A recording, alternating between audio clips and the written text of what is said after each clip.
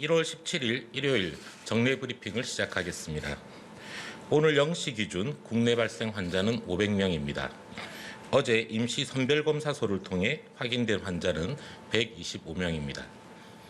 어제 13분의 환자분이 돌아가셨습니다.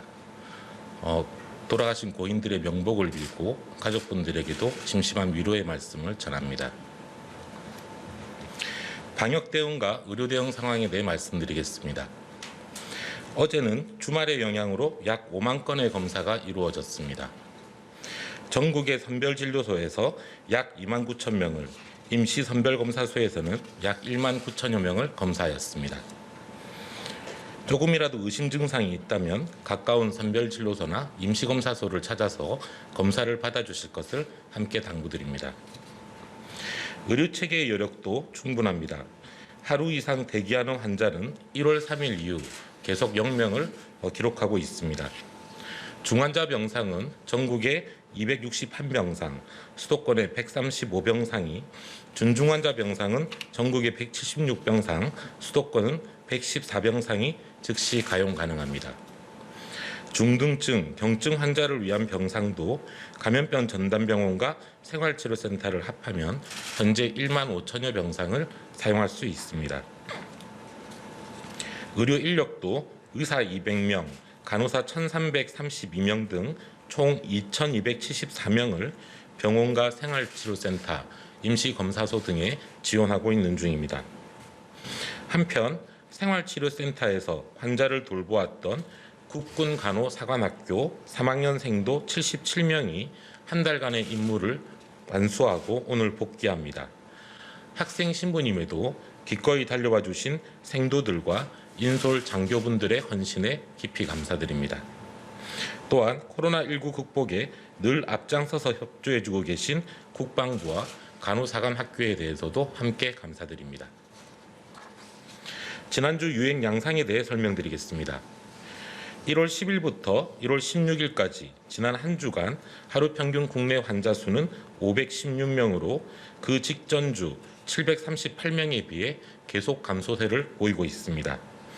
지역적으로 볼 때에도 수도권은 521명에서 341명으로, 비수도권도 217명에서 176명으로 모두 감소하는 추세를 보이고 있습니다. 전국의 감염 재생산 지수도 1 이하이며 검사 양성률도 계속 감소하고 있는 중입니다. 집단 감염의 수도 줄고 있으며 현재는 가족, 지인 간의 모임이나 교회, 기도원 등의 종교시설 등이 주요 원인으로 발생하고 있습니다.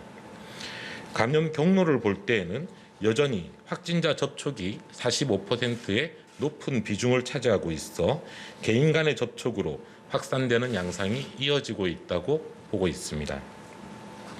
종합적으로 볼 때 3차 유행은 계속 감소세를 보이고 있으며 다중이용시설의 집단 감염이 특히 줄어들고 있습니다. 다만 하루 평균 516명은 2단계 기준을 상회하는 여전히 높은 수치이며 아직 안심할 수 있는 상황은 아닙니다. 현재의 유행 양상은 소수의 집단 감염이 교회, 요양병원 등 특정 시설에서 집중적으로 발생하고 있고 그 외 대부분의 경우에는 가족, 친구 간의 모임과 접촉에 의해 감염이 전파되는 상황입니다. 이런 점을 고려하여 모임, 여행, 식사 약속 등을 최소화해 주시고 마스크를 쓸 수 없는 환경에서의 사람 간의 접촉을 주의해 주시기 바랍니다. 또한 교회 등 종교 활동과 요양병원에서도 주의를 기울여 주시기를 당부드립니다. 현재의 환자 감소세를 계속 유지하며 유행 수준을 더 낮추어야 거리두기 단계 조정을 검토할 수 있습니다. 소중한 일상을 되찾기 위해 그리고 어려운 처지의 생업시설들이 운영을 보다 확대할 수 있도록 국민 여러분 모두가 함께 도와주시기를 부탁드리겠습니다.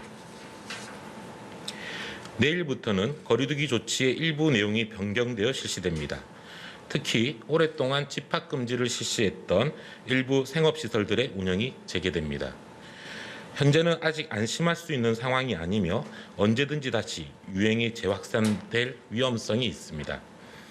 이번에 운영이 재개되는 다중시설에서 집단 감염이 발생하지 않아야 이후의 상황을 보며 좀 더 많은 생업시설들의 운영을 확대할 수 있습니다.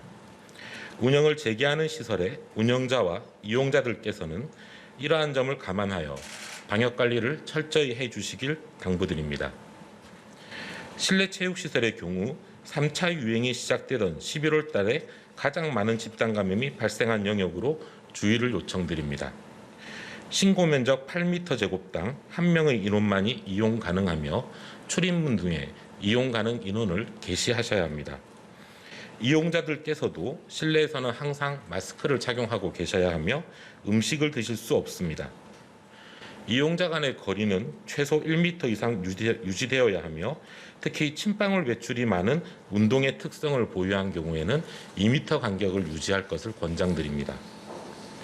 5명부터의 사적 모임 금지 조치에 따라 친구들이나 여가 목적으로 5명부터의 동시 입장이나 동시 이용은 금지되어 있습니다.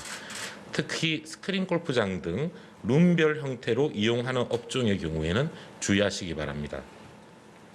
시설의 특성상 밀폐된 장소이거나 공용 장비가 많고 침방울이 배출되는 특성이 강하므로 자주 환기를 하고 표면 소독을 하는 노력도 함께 기울여 주실 것을 당부드립니다. 대면 예배가 허용되는 종교 활동에 대해서도 당부드립니다.